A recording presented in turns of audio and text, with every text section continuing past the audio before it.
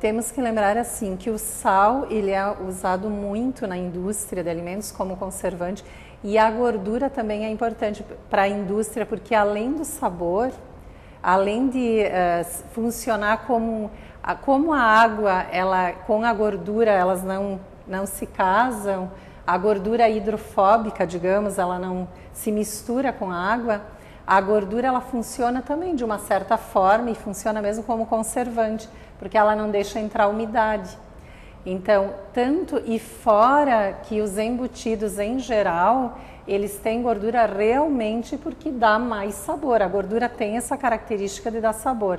Então, os embutidos como os salames, por exemplo, os presuntos, eles contêm uma grande quantidade de sal e também contêm gordura. Então, o consumo excessivo, ele também acaba acarretando num aumento muito grande na ingestão de sal e de gordura. E quem está acostumado, professor, a comer um queijo como este que nós temos aqui, ou um presunto, como que está aqui no prato, mesmo um salame, para substituir, para ter uma vida mais saudável, ela deve trocar esses alimentos por qual alimento? Nós temos que lembrar assim, que nada é proibido. A pessoa ela pode e deve experimentar, ela pode e deve consumir os alimentos em geral, principalmente porque salame, queijos, eles são muito consumidos na nossa região. Então assim, ao invés de consumir um queijo gordo diariamente, ela pode substituir por um queijo magro, como um queijo frescal. Que é esse branquinho aqui. Isso. Pode usar, por exemplo, em saladas, ele pode ser utilizado em sanduíches, em preparações em geral. Então, os queijos magros, como a ricota, o queijo frescal, eles contêm um teor menor de gordura e também eles podem ser encontrados com um teor menor de sal. Então, acaba diminuindo essa ingestão de gorduras e de sal. São pequenos atos que vão melhorando a qualidade. Pequenos atos. Na verdade, assim, a nossa alimentação, uma alimentação saudável, ela não é feita de ações complexas. São ações bem simples e que podem ser aplicadas no dia a dia com muita facilidade. A mesma coisa a carne, Rodrigo. No caso da carne, as pessoas elas não têm ideia do quanto de sódio tem embutido nas carnes, que é o sódio, que é um componente do sal e que realmente é esse que circula no nosso sangue. Então, carnes em geral são ricas em sódio natural, quer dizer, nós compramos a carne, adquirimos a carne com o sódio natural e ainda adicionamos. Outra questão importante é a gordura. Existem carnes que têm a gordura que tu consegue retirar, como por exemplo o coxão. O coxão é uma carne considerada magra, que retirando essas partes, acaba ficando o pedaço magrinho. Claro que aí entra a forma de preparo também. Se tu fizer essa carne numa frigideira, digamos, chapear ela numa frigideira, tu vai colocar gordura em excesso, tu acaba também contribuindo pela ingestão aumentada de calorias. E aí tem que ter um cuidado, inclusive, na hora de colocar o óleo para fazer o bife. Com certeza, não adianta escolher um alimento saudável se o modo de preparo não condiz com aquilo que tu deseja, que é realmente uma preparação saudável. E nós temos um exemplo de carne gorda, por exemplo, o filé, que olhando... Aparentemente não parece ser uma carne gordurosa. Aparentemente é magro. Há alguns anos atrás se indicava como carne magra, mas nós sabemos que o filé ele se localiza numa parte do animal onde ele não se movimenta. Por não se movimentar, ele tem uma carne macia e acumula gordurinhas entre as fibras. E a mesma coisa o filé de costela, que é uma carne saborosíssima, macia, justamente por ter uma quantidade grande de gordura. Então essa dica também na escolha das carnes, o mesmo frango, ao comprar o frango, retirar todas as partes gordas, as peles, toda a gordura visível é super importante. E se for consumir com moderação, né? Porque a gente sabe como nós, principalmente que vivemos aqui no Rio Grande do Sul, gostamos de uma carne bem gorda, né? É o tradicional do churrasco, então o ideal é consumir com muita moderação. Outra dica importante também em relação à redução de sal na dieta é a questão de deixar as carnes na tal marinada, que seria o tempero feito na véspera. Então, o ideal para a gente ter um controle melhor de sal é adicionar um pouquinho de sal antes da cocção. E eu não estou falando aqui de uma carne que nós vamos fazer para um jantar ou para uma comemoração especial. Nós estamos falando aqui do dia a dia. E as recomendações universais são que no dia a dia nós tenhamos uma alimentação saudável. Festas eventuais, alguma celebração é diferente.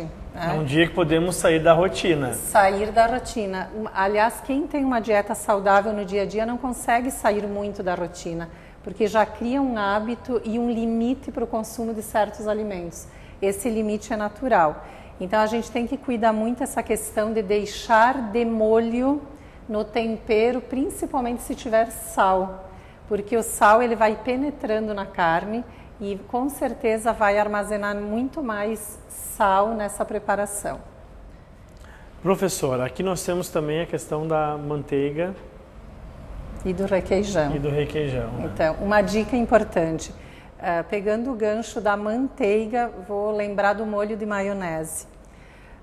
Às vezes as pessoas têm uma resistência muito grande em mudar, em trocar um sanduíche que tem molho de maionese por um requeijão.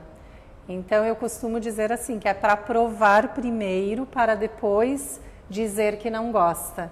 Então uma dica bem importante para crianças, para adolescentes, para adultos em geral, é quando faz o sanduíche ou uma torrada, ao invés de colocar a maionese, colocar o requeijão. Por quê? Porque o requeijão, ele, além do mais, dá para escolher o requeijão desnatado. Então, além dele ser nutritivo, ele tem proteínas, ele tem cálcio, ele acaba nutrindo melhor. Eu estou deixando de consumir uma gordura saturada que está na maionese, industrializada, que está também na manteiga. A margarina, entre escolher manteiga ou margarina, qual seria o melhor? Eu vou dar a minha opinião, então, a minha posição em relação a isso. Pode comer de tudo, né, mas tem que cuidar. Por exemplo, a margarina ela é industrializada, ela passou por todo um processo de hidrogenação. Então, no meu ponto de vista, ela é mais nociva, principalmente porque as pessoas comem em maior quantidade. Agora, a pessoa pode comer manteiga, pode comer margarina, com muita moderação, com muita cautela, pode comer das duas, então intercala, um dia consome a manteiga, outro dia não consome gordura no café da manhã, consome um queijo, um sanduíche e vai variando, que com isso ela acaba não consumindo mais nenhuma e nem outra, acaba tendo uma moderação no consumo. Mas eu sou a favor eu sou um pouquinho receosa em relação a margarinas. Apesar de terem muitos comerciais de margarina, com adição disso, adição daquilo, mas é um produto industrializado e que foi processado, e a gente sabe que produtos industrializados a gente não tem certeza ainda de todos os malefícios.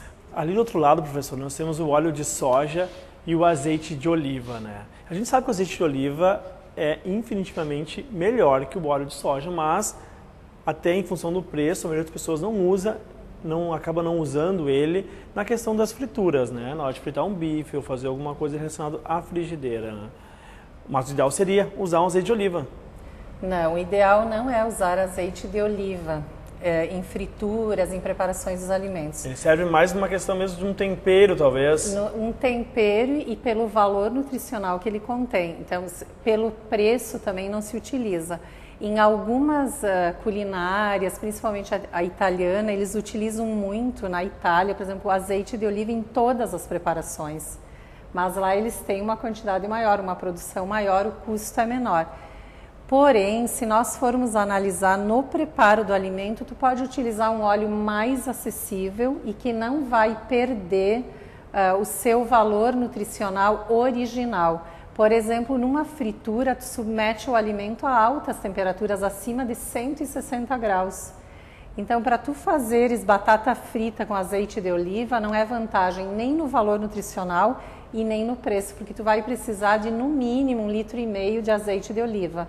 Então, o custo se eleva muito. Além disso, tu acaba saturando o azeite, que já diz o nome extra virgem, principalmente extraído a frio, né? Então, se ele foi extraído a frio para preservar o seu valor, os seus componentes, não é indicado que tu submeta ele a altas temperaturas. Então, o ideal é que tu utilize um outro óleo para as preparações, um óleo mais acessível, e o azeite de oliva tu pode pôr na salada, ele frio, no sanduíche, enfim, numa série de preparações. Até mesmo tu podes fazer um bife sem nada de gordura, numa frigideira antiaderente, né? Sem nada de gordura, e no final adicionar um fio de azeite de oliva. Mas agora, como fazer um bife numa frigideira sem o óleo? As pessoas estão acostumadas a praticamente deixarem o bife submerso naquele óleo de soja, né?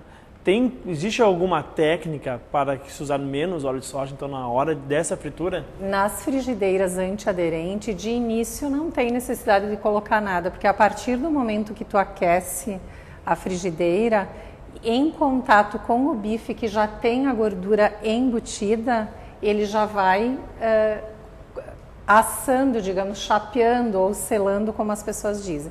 Se houver necessidade de colocar óleo, apenas uma camadinha, apenas untar. E em relação ao arroz também é importante lembrar que as pessoas adicionam muito arroz. E o ideal é medir as quantidades que vão para a panela.